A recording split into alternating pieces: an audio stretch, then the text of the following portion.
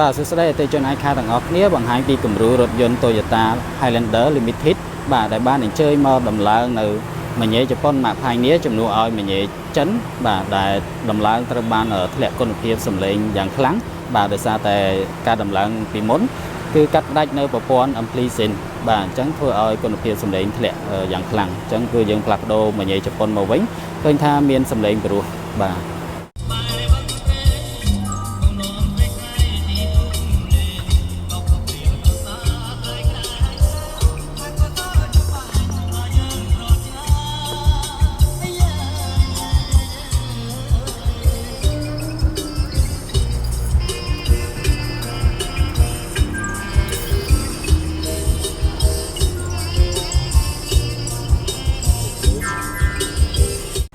បាទចំពោះខាងក្រោយនេះគឺយើងធ្វើការចាប់កាមេរ៉ាបាទដោយមានភាពរឹងមាំបាទដោយយើងមិនចាំបាច់ព្រួយបារម្ភពីការងាករេ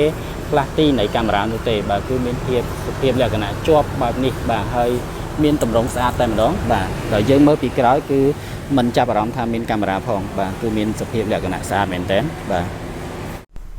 បាទចំពោះអតិថិជនដែលត្រូវការនៅមញ៉េឡានជប៉ុននេះជាមួយនឹងកាមេរ៉ានេះអាចអញ្ជើញមកហាងiCARយើងខ្ញុំបានបាទសូមអរគុណច្រើនជំរាបលា